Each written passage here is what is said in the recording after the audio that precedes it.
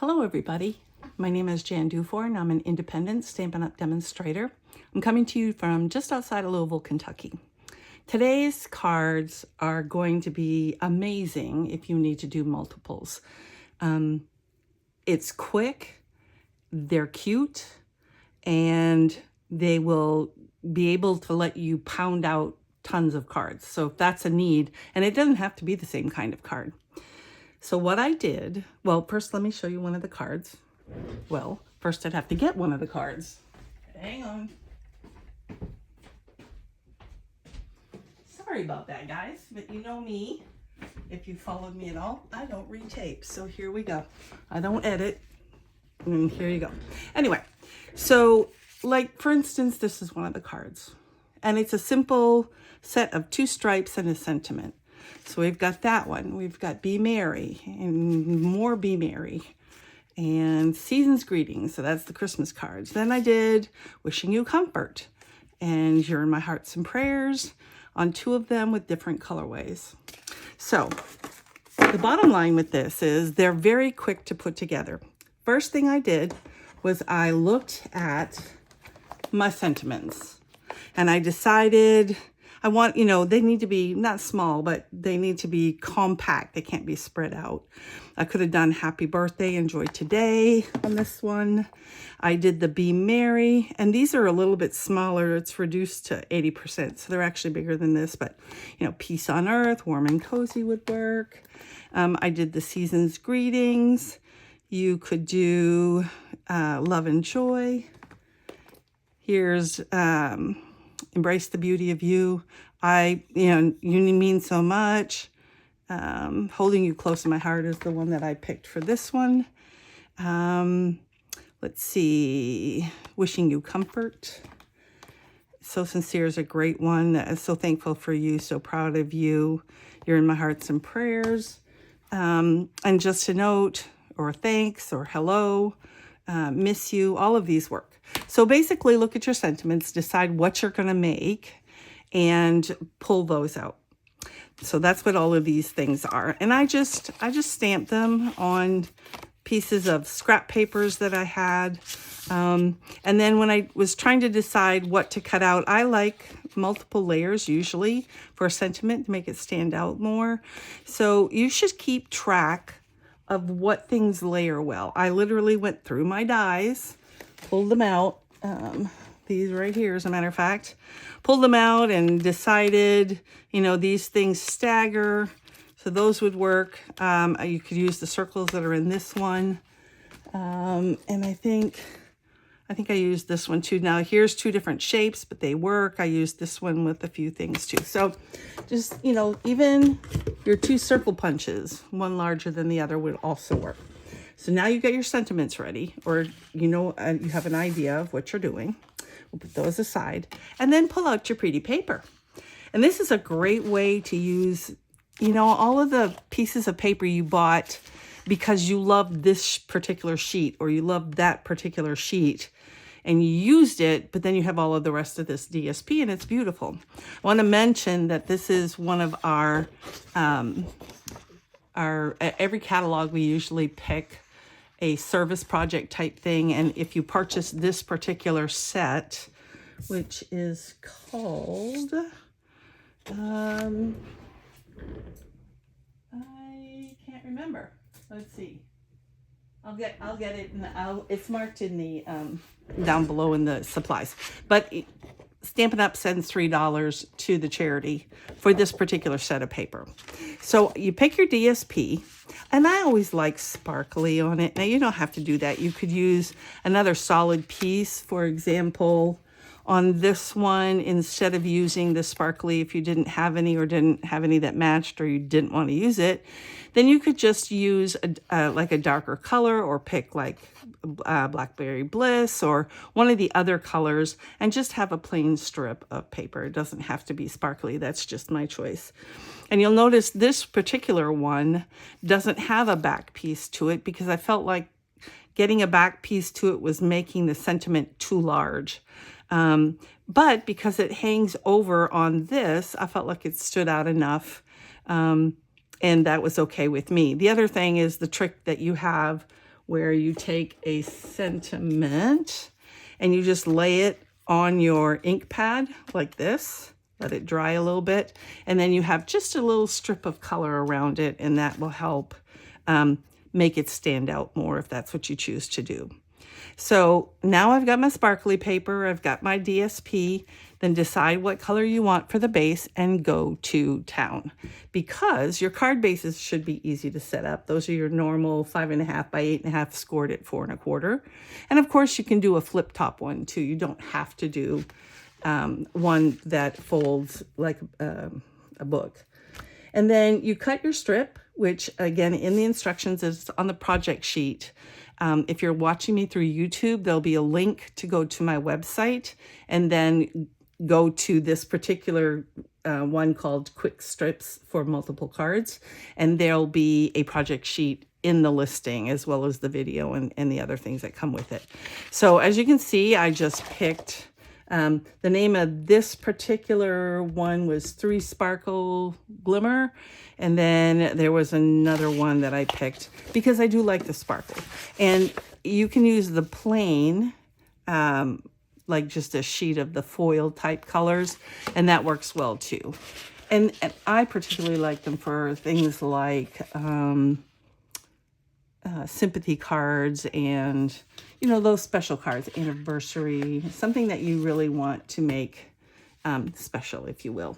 All right, so let's put some of these together. I'm going to just pick some at random for different reasons. First, here's my card base. All right, here. And then you simply, and you can always decide which side you want to cover up, because that's another hard choice sometimes, of which side you're going to decide to use. I had a full bottle and somebody ate it. I don't know what happened to it. I'm just having all kinds of trouble here today, aren't I? Okay, hang on. I'm going to get a new bottle. And they will be in my... I have all these beautiful things that are marked with what's on them, but you have to be able to read them. All right, here we go. And someday that other glue will show up in someplace I didn't think I had put it. All right, enough. Let us glue. It shouldn't be a hard thing, you know? But some days are like that. I don't know if you noticed that, but some days are just like that. I know you came here for card making and you're getting advice. How annoying. Here's another little tip. You can leave them cut at 5.5 if you want it to go top to bottom. I think I have one of those cards in here. I'll look again, but sometimes you don't know where the highlight's going to be. So in this one, I actually clipped a little bit off the bottom because I wanted it to bring down, and then I went the whole 4.25 up above it. And that was because sometimes, I'll show you all the cards I made, but I moved the sentiments around. They don't have to be in exactly the same place. Then we put this on here. And then, there we go. Oops. I do like green glue because you can move it around, but sometimes it moves and you don't really want it to. All right, so you can choose to add dimensionals to the back or not. That's totally up to you. This particular grouping is easy because they actually come, of course, here's a trick when stuff is sticking where you don't want it to. It's made to be layered, so this was an easy choice, and I think it looks very nice. Now, let's put some dimensionals on the back. I think I'll do 4. Take these off. We have tips and tricks on different ways to remove these lovely things, and I have told you stories as I make different videos about where I find these. The latest one was in the bathtub, a dry bathtub. I don't know how it got in there. Must have been attached to a piece of clothing. Anyway, so the idea is you can put this anywhere, obviously. Centering it is good. You can put it down, but you want to pay attention to what you're covering up. So obviously, I don't want to get rid of these precious ones. So I'm going to be, I think it'll balance out nicely. I do try to center on this, basically, and do try to make it straight, being aware that I still want some space on that side. And then you can, of course, always add gems, which I didn't do gems on any of these, but a little gem was nice. These are all probably going to get mailed, so you can certainly put gems in the mail, but I just am choosing not to on this one. Now, I just want to show you, this was the one I originally showed you. See, this is down here, and I got it between two flowers. That was the reason I stuck it that place. Same thing with this one. I wanted to move it up. This one I made it colored so it would pop off of the white, and then used a dark for that.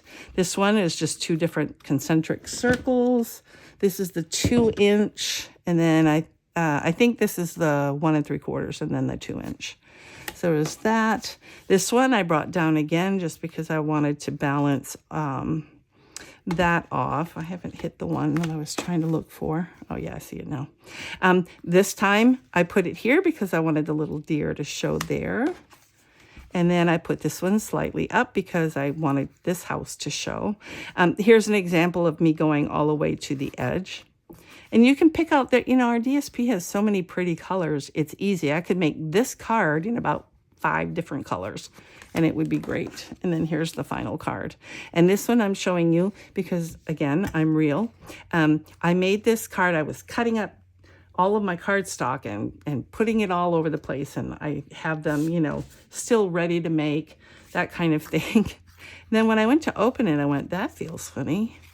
I apparently chose a piece of cardstock that was not the actual correct length because, I don't know if you can see that, but I'm a little short. You know how I'm going to fix that? I am going to cut this right off and I'm going to lay it on a different cardstock. And if I want to highlight the cardstock behind it, I will actually trim it right along the edge and then take off a little bit here so that when I mount it, well, let's just show you. I'll show you real quick. This isn't going to be too long a video. Man, the last video I made was ridiculous. I think it was 30-something minutes, but it's because I had to show you how to make a beautiful ornament. If you have not seen that, it's a pretty popular post and it is pretty delicious. So if you'd like to try a 3D thing, or if you're good with 3D things and you want to do it, I think I made it's long because let's see, what size is this? This is, I'm gonna make it, I think I'm gonna make it 4 1/4. No, 4? Yeah, I'm gonna make it 4. Nope, 4 1/8. I think because of the amount that I took off all the way around the side. So let's see if I did that one right. I will get card. I always have card bases that are actually the correct size, already folded. That's one of those time saver things. I have a video on that too, ways to save time. And then, okay, so there's more off the top than there is on the side, which is fine. We'll go ahead and trim it down. Let me see what size. Yeah, what size did I actually make it? So it's 5 1/4. And if you take over on my website, again, if you're on YouTube, over on my website, I'm trying to pull this off. There is a card and envelope size printout. Now I laminated mine. You don't have to. The point is that for an A2 card, these are the different layer sizes. So because this is 5 1/4, I want my other measurement to be 4. That will make it with even borders all the way around. So let's see what we got here. So I was correct. I should have done 4. I'm not sure I want to take all of that off there. So I think what I'm going to do is cheat it a little bit, take some off. This is how I roll. And then turn it around and we'll make that exactly 4. So I'm taking off just a little hair of the other side. All right. Yay me. All right.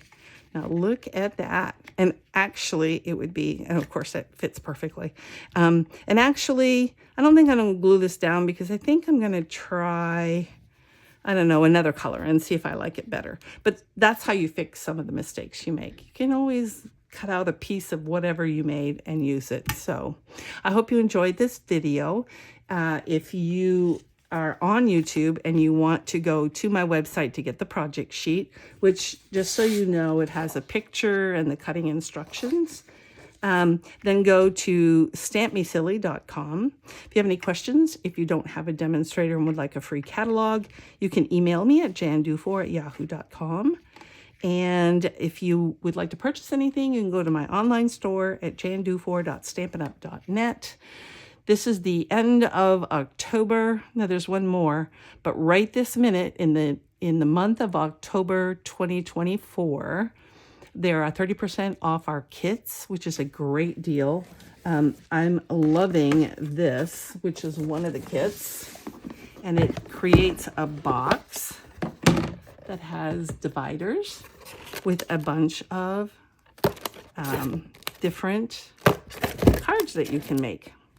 And then you can store all the cards that you make in your box. It's very sturdy. It's really, really nice. But that's one of the kits. The other promotion is a join special right now. If you join, you can get $155 worth of product for $99 plus tax. You don't pay shipping, so that's an 11% or $11 savings, basically. As far as when you sign up under me, there is no obligation in my mind that you have to sell or be a demonstrator for life. I've been at Stampin' Up! Twice now. I'm on year 7 this time. I stayed for 10 years the time before, and then life got in the way. But you can stay for a month. And if you join in October, you have until October, November, December, you have until March of 2025 to meet the obligation of that. If you have any questions, and you can always drop. It's not a big deal. There's no penalty, and they don't send you a nasty letter. I don't send you a nasty letter. And then you can rejoin in another time. Join specials are great. So if you have any questions, again, you can send me an email at jandufour.com. I hope you enjoyed this. Have a great day. Bye.